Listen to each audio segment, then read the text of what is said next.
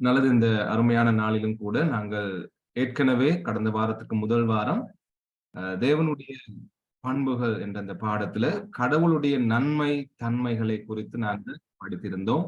அதாவது முதல் பாடமாக நாங்கள் ஒரு பாடத்தை நாங்கள் கற்றிருந்தோம். இன்றைய நாளிலும் கூட நாங்கள் இரண்டாவதாக அதன் தொடர்ச்சியாக இன்னும் சில காரியங்களை கடவுளுடைய நன்மை தன்மைகள் என்ற அந்த தலைப்புல நாங்கள் கற்றுக்கொள்ள ஆயத்தப்பட்டிருக்கிறோம்.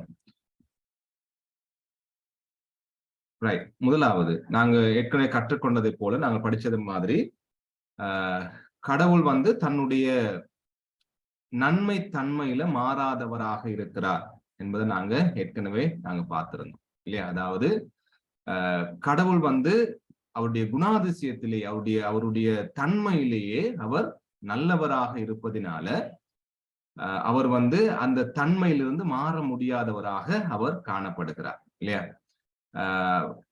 ஏன்னு சொன்னா நாங்க சில நேரங்களை பார்க்கலாம், மனிதர்களுடைய தன்மை சூழ்நிலைக்கு ஏற்ற மாதிரி, அல்லது மனிதன் நல்லது செய்யும் பொழுது நல்லவனாகவும் அல்லது அவன் கெட்டது செய்யும் பொழுது கெட்டவனாகவும் கருதப்படுற மாதிரி ஆண்டவர் கிடையாது இல்லையா? ஆண்டவர் நல்லவராக இருக்கிறதுனால, அதாவது அவர் நல்ல காரியங்களை செய்யறதுனால நல்லவராக இருப்பதல்ல, மாறாக அவர் நல்லவராகவே இருக்கிறதுனாலே அவர் செய்கின்ற அனைத்தும், அவர் செய்கின்ற எல்லா காரியங்களும் நன்மையானதாக நல்லதாக இருக்கிறது என்பதை நாங்கள் கடந்த வாரத்திலிருந்து அதுக்கு முதல் வாரத்தில் நாங்க பார்த்திருந்தோம். இன்றைக்கு நாங்க சங்கீதம் 52ஆம் சங்கீதத்துல 1ஆம் வசனத்திலிருந்து சில காரியங்களை கடவுளுடைய அந்த நன்மை தன்மை, கடவுள் எப்படி நல்லவராக இருக்கிறார் என்பதை நாங்க சற்று தியானிக்க இருக்கிறோம். அந்த வசனத்தின்படி கடவுளுடைய நன்மை தன்மை எப்படியாப்பட்டதுன்னா எந்நாளும் உள்ளது.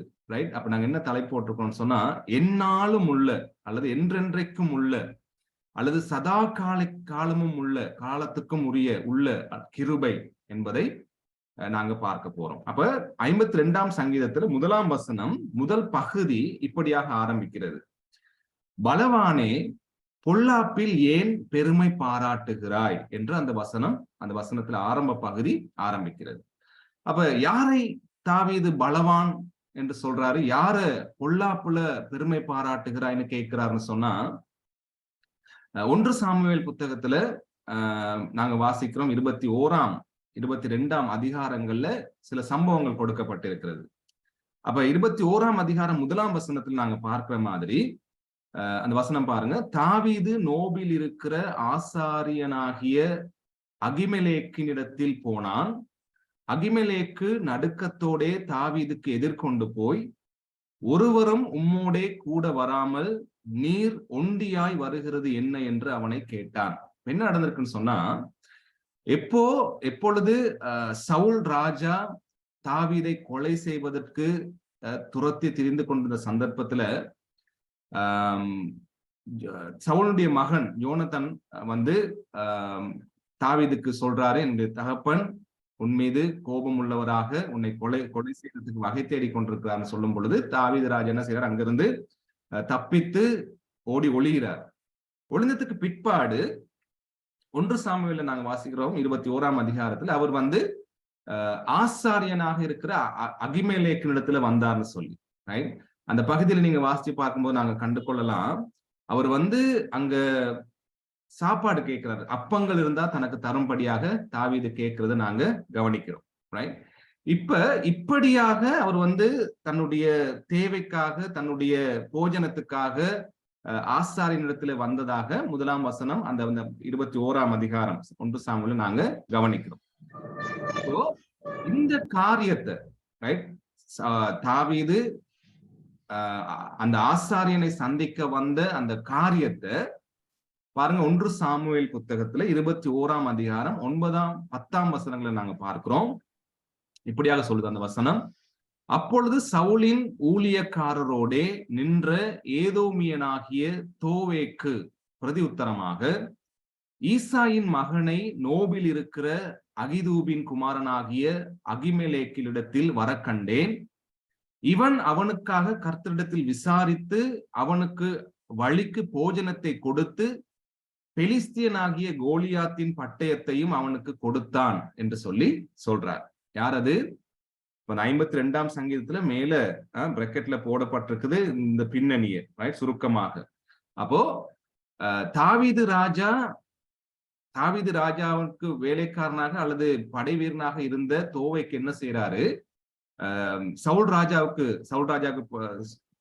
அருகாமையில் இருந்து அவரு சொல்றாரு சவுல் ராஜாவுக்கு, தாவீது இப்படி இந்த ஆசாரியனுடைய வீட்டுக்கு வந்து இங்க இவங்களோட பேசி பழகி போஜனத்தையும் வாங்கி கொண்டு, அதே நேரத்துல இந்த ஆசாரியன் கோலியாத்தினுடைய பட்டயம் வாளையும் அவனுக்கு கொடுத்து அனுப்பி இருக்கிறாரு. அதாவது இவங்க எல்லாருமே, இங்க இருக்கிற ஆசாரியர்கள் எல்லாருமே தாவீதுக்கு சப்போர்ட் பண்றாங்க, அவருக்கு உதவியாக இருந்திருக்கிறாங்க என்பதை தோவேக்கு போயிட்டு சவுல் ராஜாவுக்கு சொல்றாரு இல்லையா.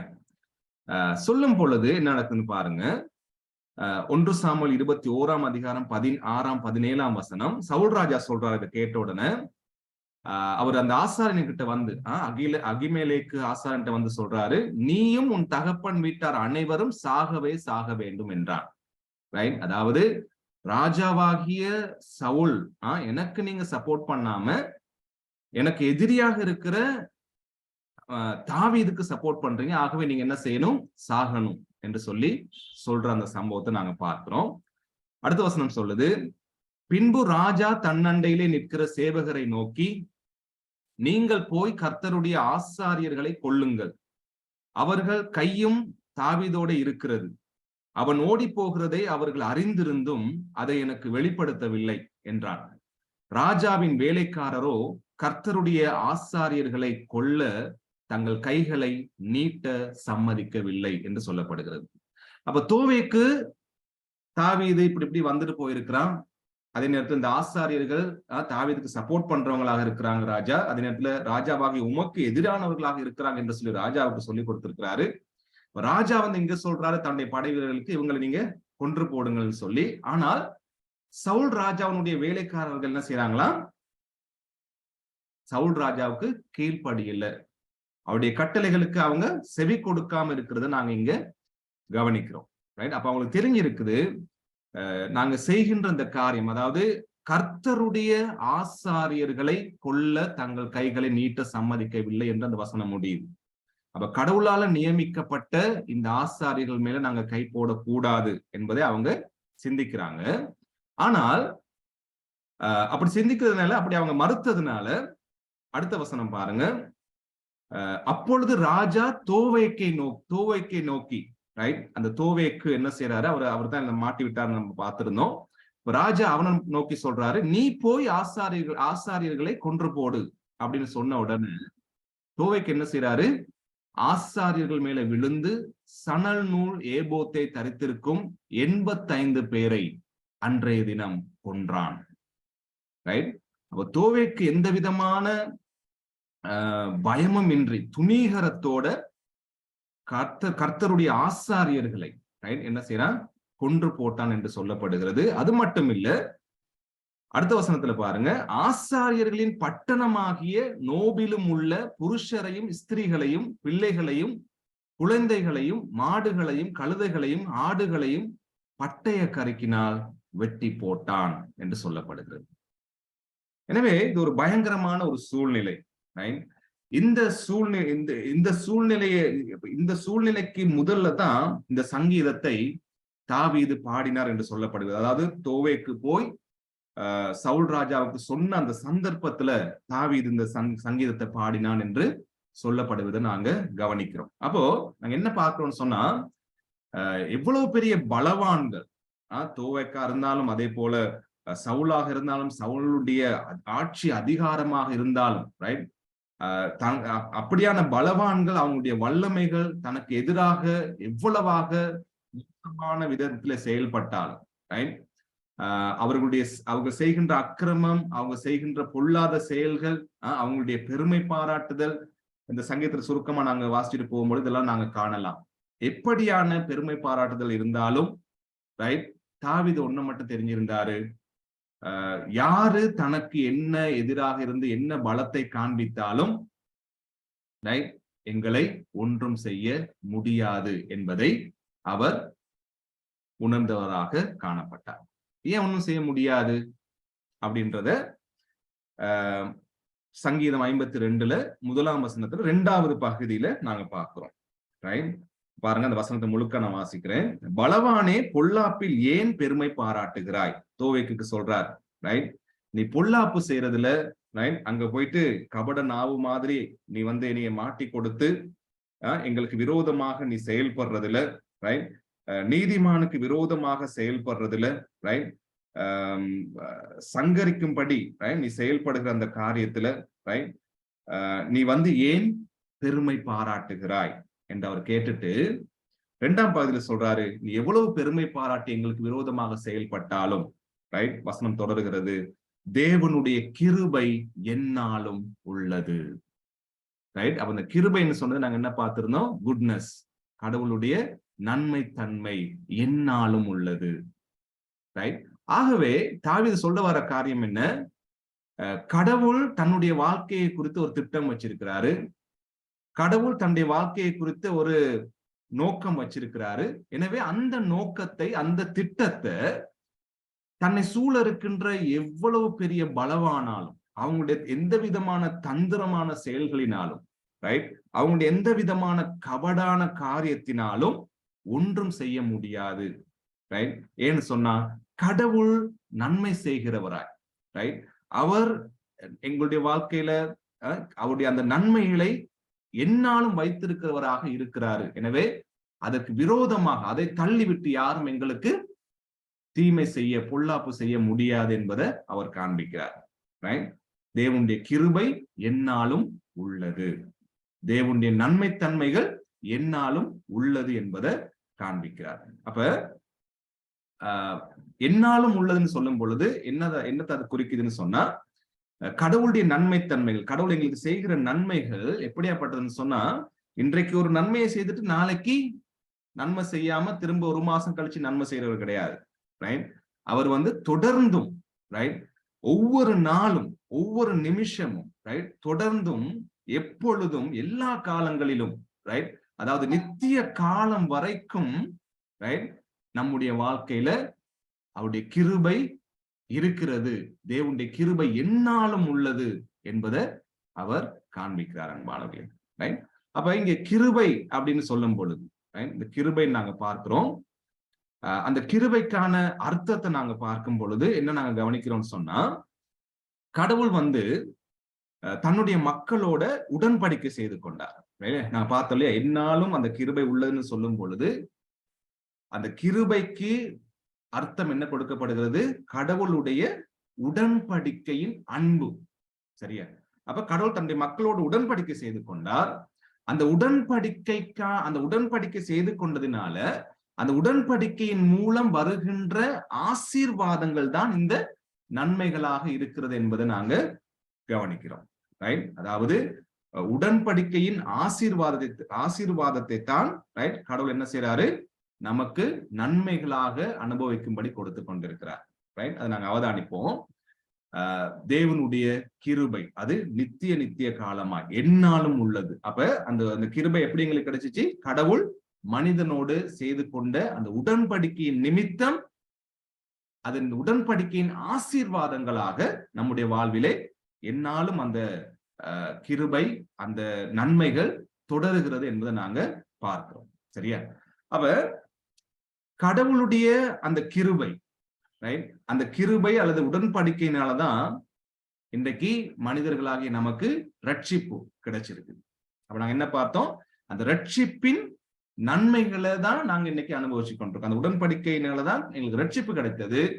அந்த ரட்சிப்பின் மூலம் எங்களுக்கு வருகின்ற மன்னிப்பு, எங்களுக்கு கிடைக்கின்ற தேவனுடைய பிள்ளை என்கின்ற அதிகாரம், எங்களுக்கு கிடைக்கின்ற பரலோக வாழ்க்கை, நித்திய ஜீவன், இது எல்லாமே அந்த உடன்படிக்கையின் மூலம் கிடைத்த அந்த ரட்சிப்பினாலே எங்களுக்கு வருகின்ற நன்மைகளாக இருக்கிறது என்பதை நாங்க கவனிக்கிறோம். சரியா? அப்ப தேவனுடைய கிருபை எந்நாளும் உள்ளதுன்னு சொல்லும் பொழுது என்ன சொல்றாருன்னு சொன்னா தாவீது, தேவன் எங்களோடு செய்து கொண்ட அந்த உடன்படிக்கையின் ஆசீர்வாதங்கள் எங்களுடைய வாழ்க்கையில எந்நாளும் இருக்கிறது. ரைட், அது எந்நாளும் எங்களுடைய வாழ்க்கையில தொடருகிறது. காரணம் என்னன்னு சொன்னா, கடவுள் அந்த உடன்படிக்கையை உடைக்கின்ற கர்த்தர் அல்ல. ரைட், அப்ப என்ன சொன்னாரு? ஆபிரகாமோட உடன்படிக்கை செய்து கொள்ளும் பொழுது, ரைட், உன் மூலம், ரைட், உன்னுடைய சந்ததி, ரைட், இந்த உலகம் ஆசீர்வதிக்கப்படும் என்று சொல்லி அவனோட உடன்படிக்கை பண்ணி கொண்டார் இல்லையா? அதே மாதிரி தாவீதோடும் உடன்படிக்கை செய்து கொண்டார். அந்த உடன்படிக்கையின் ஆசீர்வாதத்தை தான் தாவீதும் அவருடைய சந்ததியும் அனுபவிக்கிறத நாங்க கவனிக்கிறோம், ரைட்? அப்ப தாவீதோடு செய்து கொண்ட உடன்படிக்கை, அந்த உடன்படிக்கையின் ஆசீர்வாதம், ரைட், அது எப்படியான நன்மையை கொண்டு வந்தது என்பதை நாங்க பார்க்கிறோம். ஆகவேதான் 1ஆம் வசனத்துல பார்த்தோம், தேவனுடைய கிருபை எந்நாளும் உள்ளதுன்னு சொல்லி அவர் தீர்க்க தரிசனமாக தன்னுடைய வாழ்க்கையில கடவுளுடைய வார்த்தையை சொல்லுகிறது நாங்க கவனிக்கிறோம். அப்ப தாவீதோடு செய்து கொண்ட உடன்படிக்கையை நாங்க எங்க காண்றோம்னு சொன்னா 2 சாமுவேல் புத்தகத்துல 7ஆம் அதிகாரம் 11ஆம் வசனத்திலிருந்து 16ஆம் வசனம் வரை. நான் சீக்கிரமாக அதுல சில காரியங்களை நான் வாசிக்கிறேன். அங்க ஆண்டவருடைய வசனம் இப்படியாக சொல்லுகிறது, இப்போதும் நீ என் தாசனாகிய தாவீதை நோக்கி, சேனைகளின் கர்த்தர் சொல்லுகிறது என்னவென்றால், நீ இஸ்ரவேல் என்கிற என் ஜனங்களுக்கு அதிபதியாய் இருக்கும்படி ஆடுகளின் பின்னே நடந்த உன்னை நான் ஆட்டு மந்தையை விட்டு எடுத்து, நீ போன எவ்விடத்திலும் உன்னோட இருந்து உன் சத்துருக்களை எல்லாம் உனக்கு முன்பாக நிர்மூலமாக்கி, பூமியில் இருக்கிற பெரியோர்களின் நாமத்திற்கு ஒத்த பெரிய நாமத்தை உனக்கு உண்டாக்கினேன்.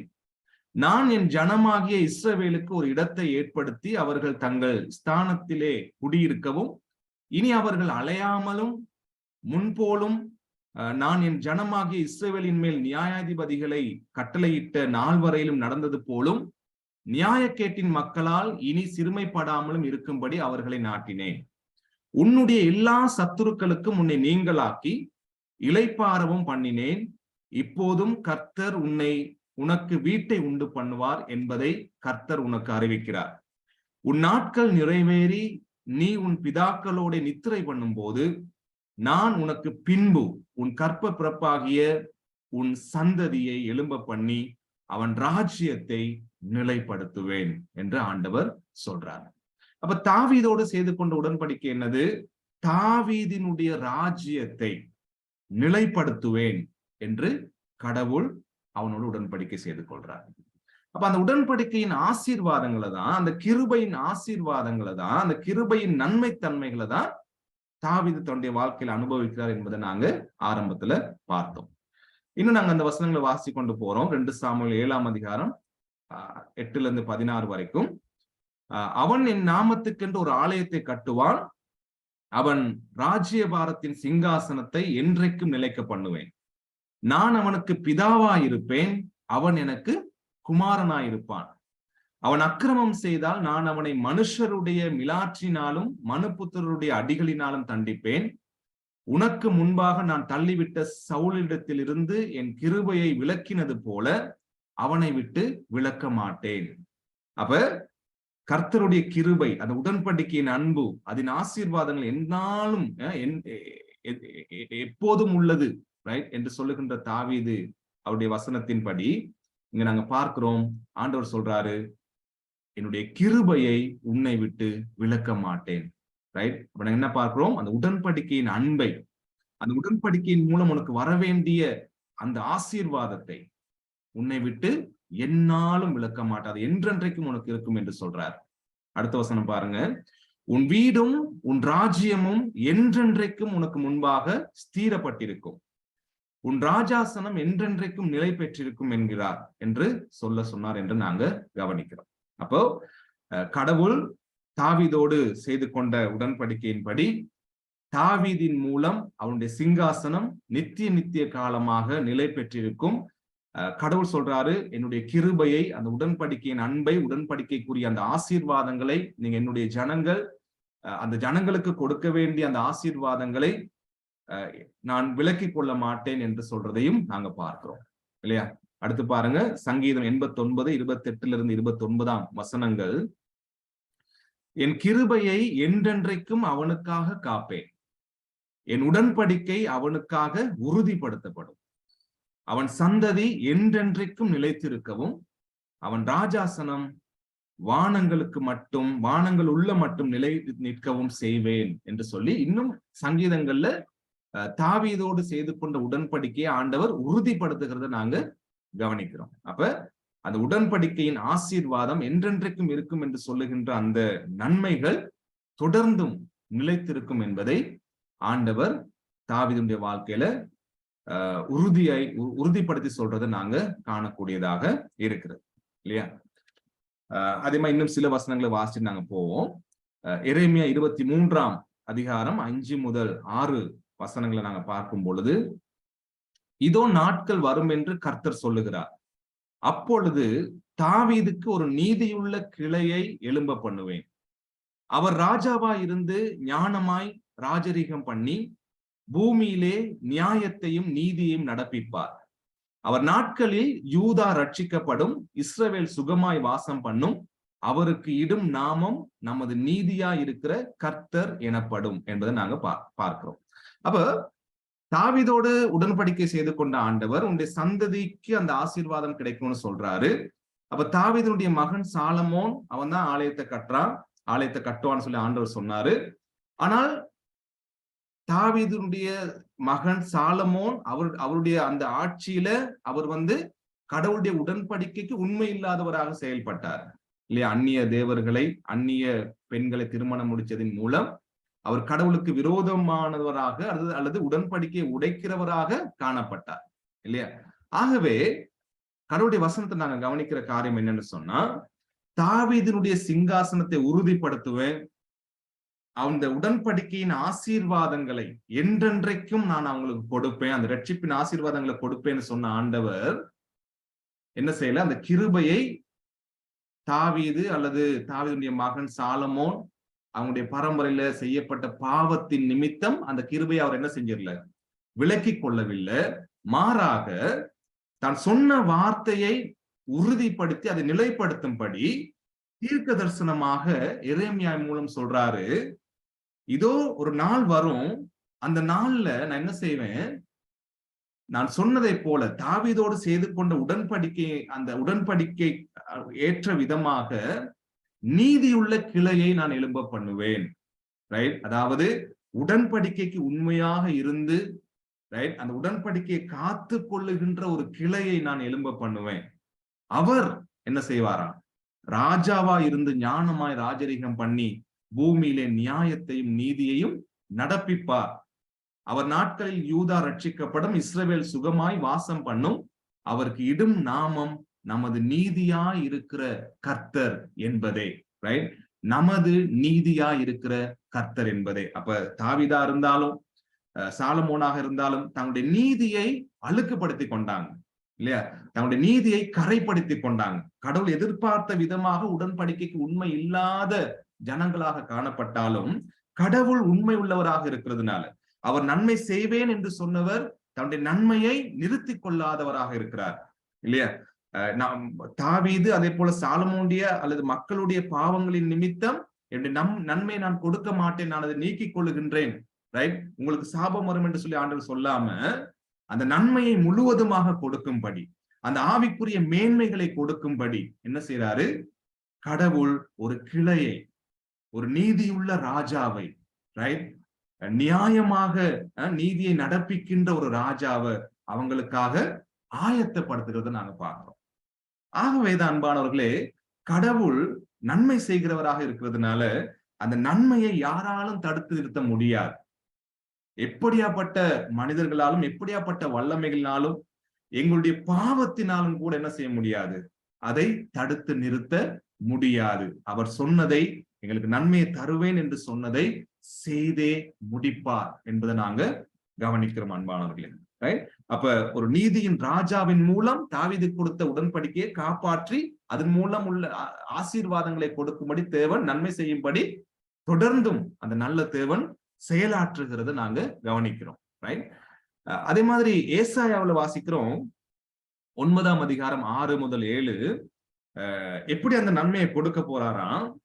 நமக்கு ஒரு பாலகன் பிறந்தார், நமக்கு ஒரு குமாரன் கொடுக்கப்பட்டார், கர்த்தத்துவம் அவர் தோளின் மேல் இருக்கும், அவர் நாமம் அதிசயமானவர், ஆலோசனை கர்த்தா, வல்லமை உள்ள தேவன், நித்திய பிதா, சமாதான பிரபு எனப்படும். ரைட்? எப்படி அந்த நீதியை, எப்படி அந்த நன்மையை கொடுக்க போறாராம். ரைட்? இந்த வசனத்தின்படி கடவுள் தான் அதை செய்ய போறாரு. ரைட்? தேவனே அதை செய்ய போறார். ரைட்?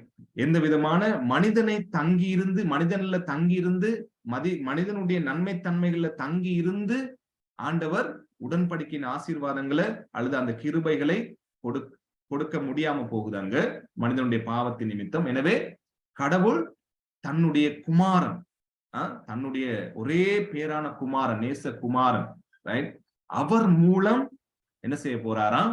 இந்த கிருபைகளை, இந்த உடன்படிக்கையின் ஆசீர்வாதங்களை உலகத்துக்கு கொடுக்க போறாரு இல்லையா?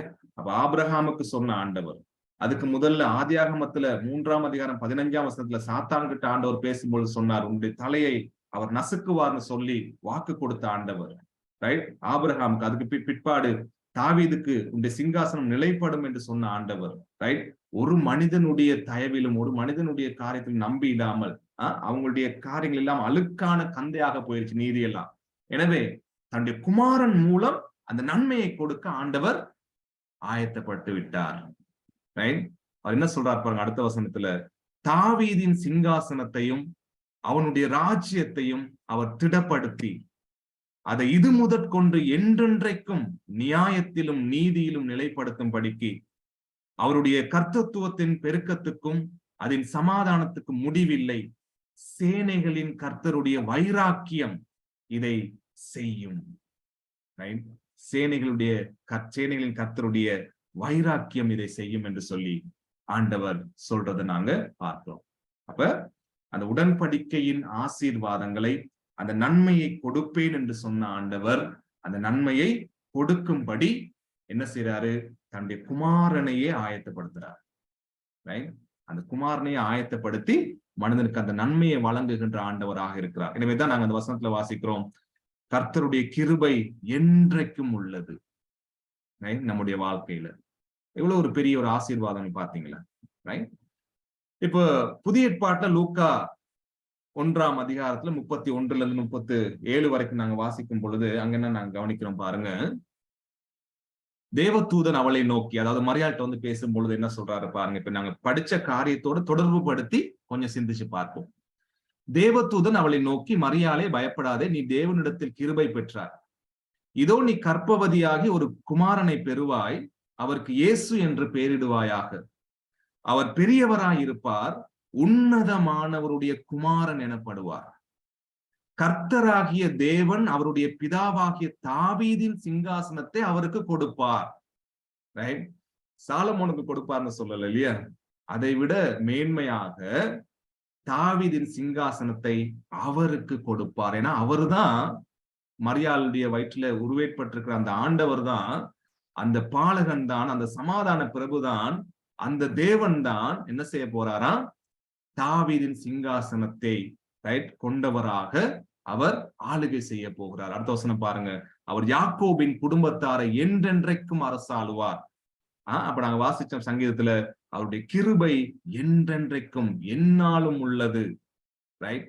அப்ப ஆண்டவர் இயேசு கிறிஸ்துவின் மூலம் அந்த கிருபையை எங்களுக்கு ஆண்டவர் அந்த நன்மையை முழுவதுமாக எங்களுக்கு கொடுத்து ஆசீர்வதிக்கிறவராக இருக்கிறார். ரைட்? ஆண்டவர் இயேசு கிறிஸ்து ஒரு இடத்துல பேசும் பொழுது அவர் வந்து பரிசேயர்கிட்ட ஒரு கேள்வி கேட்கிறார். பரிசேயர் கூடியிருக்கையில் மத்தேயு 22ஆம் அதிகாரத்துல 41ஆம் வசனத்துல இருந்து 46.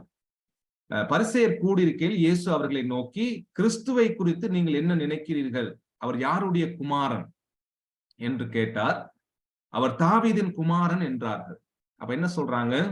பரிசேயர் சொல்லும் பொழுது வேதாகமத்தை நன்றாக, நியாயப்பிரமாணத்தை நன்றாக படித்து ஆராய்ந்து அறிந்தவர். இப்ப அவங்க கிட்ட ஆண்டவர் கேட்கிறாரு, அபிஷேகம் பண்ணப்பட்டவர் கிறிஸ்து, அபிஷேகம் பண்ணப்பட்டவர் குறித்து நீங்க என்ன நினைக்கிறீங்கன்னு சொல்லும் பொழுது அவங்க என்ன சொன்னாங்க பதில்? அவர் தாவீதின் குமாரன் என்று சொல்றாங்க. அப்ப ஆண்டவர் சொல்றாரு அதற்கு அவர், அப்படியானால் தாவீது பரிசுத்த ஆவியினாலே அவரை ஆண்டவர் என்று சொல்லி இருக்கிறது எப்படி? ரைட்? அந்த அபிஷேகம் பண்ணப்பட்ட கிறிஸ்துவை ரைட் தாவீது குமாரன் சொல்லாம ஏன் ஆண்டவர்னு சொல்லி இருக்கிறாரு என்று ஆண்டவர் இயேசு கிறிஸ்து வந்து பரிசேயர்கிட்ட கேள்வி கேட்கிறார். அடுத்து, நான் உம்முடைய சத்துருக்களை உமக்கு பாதப்படியாக்கி போடும் வரைக்கும் நீர் என்னுடைய வலது பாரிசத்தில் உட்காரும் என்று கர்த்தர் என் ஆண்டவரோடே சொன்னார் என்று சொல்லி இருக்கிறானே. தாவீது அவரை ஆண்டவர் என்று சொல்லி இருக்க அவனுக்கு அவர் குமாரனாய் இருப்பது எப்படி என்றார். அதற்கு மாறுத்தரமாக ஒருவனும் அவருக்கு ஒரு வார்த்தையும் சொல்லக்கூடாது இருந்தது. அன்று முதல் ஒருவனும் அவரிடத்தில் கேள்வி கேட்க துணியவில்லை என்று நாங்க பார்க்கிறோம். அப்ப ஆண்டவர் இயேசு கிறிஸ்து தூதர்கள் சொன்னது மட்டும் இல்ல, ஆண்டவர் இயேசு கிறிஸ்துவை சொல்றாரு, அந்த கிறிஸ்துவை தாவீது ஆண்டவர் என்று சொல்லி இருக்கிறான்.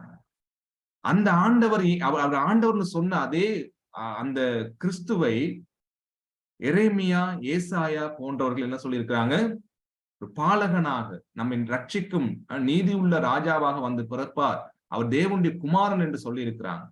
ரைட். எனவே ஆண்டவர் இங்க சொல்றாரு, ஆண்டவர் இயேசு கிறிஸ்து சொல்றாரு, அவர் சாதாரண மனிதனை குறித்து தாவீது பேசாம, ரைட், வரப்போகும் மெசியாவாகிய ஏசாயா அறிவித்த அந்த கண்ணின் இடத்துல பிறக்க போகின்ற அந்த குமாரனை குறித்து பேசியிருக்கிறார். அவர் தேவனுடைய குமாரன், அவர் கடவுள் என்பதை ஆண்டவர் இயேசு கிறிஸ்து இங்க வெளிப்படுத்துகிறத நாங்க பார்க்கிறோம் அன்பானவர்களே. எனவே கடவுள் உறுதியாக தெளிவாக தன்னுடைய மக்களுக்கு கொடுக்க வேண்டிய நன்மைகளை கொடுக்கும்படி ஆண்டவர் இயேசு கிறிஸ்து, நாங்க கடந்த வாரத்தில் முதல் வாரம் பார்த்திருந்தோம், அவர் நன்மை செய்கின்றவராக சுற்றி திரிந்தார். ரைட். அவர் நன்மை செய்ததுனால இவர் நல்லவர்னு சொல்லல இல்லையா? இன்னைக்கு அப்படித்தானே உலகத்துல இருந்த பெரியவர்கள் எல்லாம் பார்த்துட்டு இவங்க இப்படி பெரிய பெரிய நன்மைகள்லாம் செய்திருக்கிறாங்க, ஆகவே இவங்க நல்லவங்கன்னு சொல்ற மாதிரி ஆண்டவர் இயேசு கிறிஸ்து நல்லது செய்ததுனால நல்லவராக அல்லாமல், வேதம் சொல்லுகிறது அவர் நல்லவராக இருப்பதினாலே. ரைட்.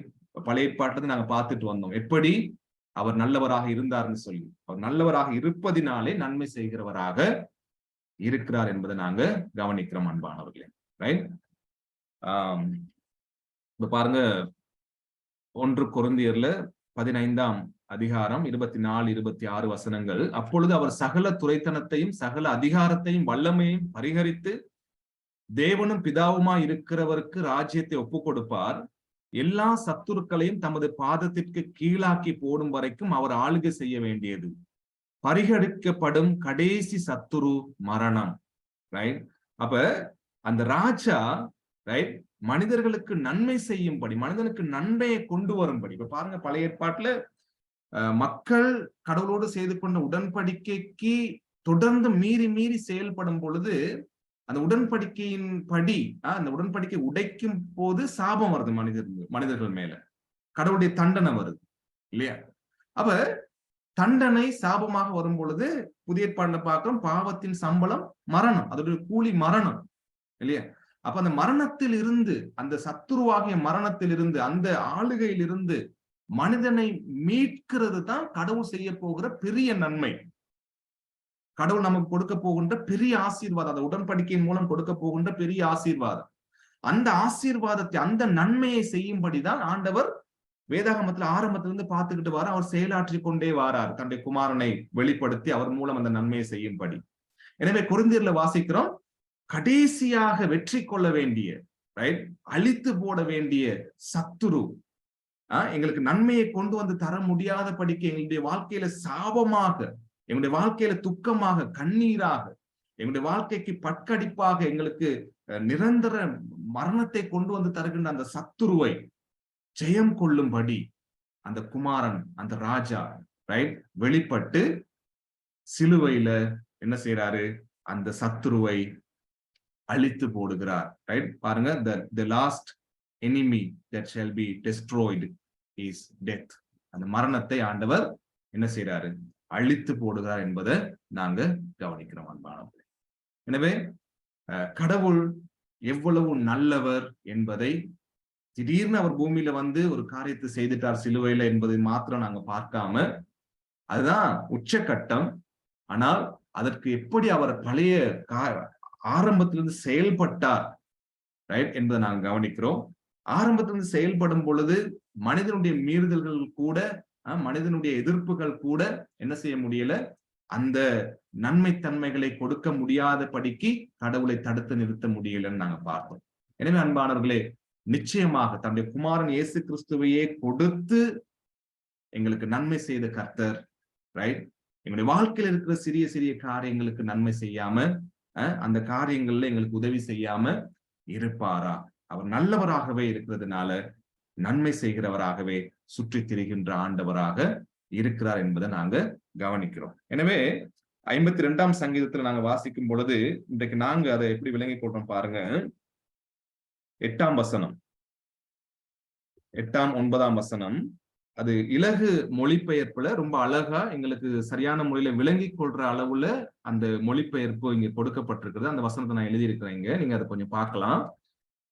8ஆம் 9ஆம் வசனம் 52ஆம் சங்கீதத்துல, ஆனால் நானும் செழித்து வளரும் ஒலிவ மரத்தை போல் இறைவனின் ஆலயத்தில் இருக்கிறேன்.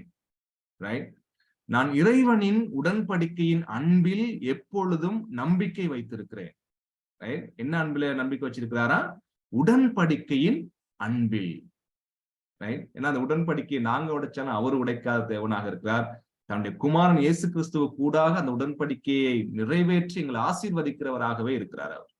அடுத்த வசனம், நீர் எனக்கு செய்தவற்றிற்காக உமது பரிசுத்தவான்களுக்கு முன்பாக நான் உம்மை என்றென்றும் துதிப்பேன். உம்முடைய பெயரில் நான் எதிர்பார்ப்பை வைப்பேன். இறைவனே, உமது பெயர் நல்லது என்று சொல்லப்படுறதை நாங்க பார்க்கிறோம். அதாவது தெளிவா எங்களுக்கு விளங்கிக் கொள்ளக்கூடிய அளவுக்கு அந்த வசனங்களை விளக்கமா எழுதியிருக்கிறாங்க. இறைவனே, உமது பெயர் நல்லது, உங்களுடைய பெயரே நல்லது தான் சுவாமி. ரைட்? ஆங்கிலத்திலும் அதே வண்ணமாக எழுதியிருக்கிறது நாங்க பார்க்கிறோம். For what you have done, I will always praise you in the presence of your faithful people, and I will hope in your name, for your name is good. Right? உங்களுடைய பெயரே நல்லது தான் சுவாமி. ரைட்? அப்ப எங்களுக்கு நன்மையை கொண்டு வரும்படி செயல்படுகின்ற நல்ல ஆண்டவரா அவருடைய பெயரே நல்லது தான் சொல்லி சங்கீதத்துல 58:2-9 தாவீது சொல்றதை நாங்க கவனிக்கிறோம். எனவே முடியுமா தான் அடுத்த வாரம் இந்த பாடத்தை தொடரலாம். இந்த நாளை நாங்க இதோட நிறுத்துவோம். எனவே கடவுள் நன்மை செய்கின்ற ஆண்டவராக இருக்கிறார் என்பதை பார்த்தோம் இல்லையா? நாங்க முதல் பாடம் பார்த்ததுன்னா கொஞ்சம் இலகுவா பிராக்டிக்கலா எப்படி இயற்கையில மனிதனை படைக்கிறதுல எங்களுடைய சரீரத்துல எப்படி கடவுள் நன்மை செய்கிறவராக இருந்தார்னு பார்த்தோம். இன்றைக்கு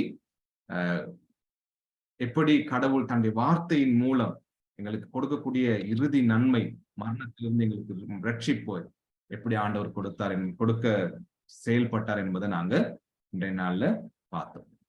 அடுத்த வாரம் வேறொரு காரியத்தை நாங்க பார்க்கலாம். தேங்க்யூ. ஏதாவது நீங்க பகிர்ந்து கொள்ள முடியுமா இருந்தா நல்லோம், பகிர்ந்து கொண்டு அதுக்கப்புறம் நாங்க ஜெபம் செய்து இந்த நேரத்தை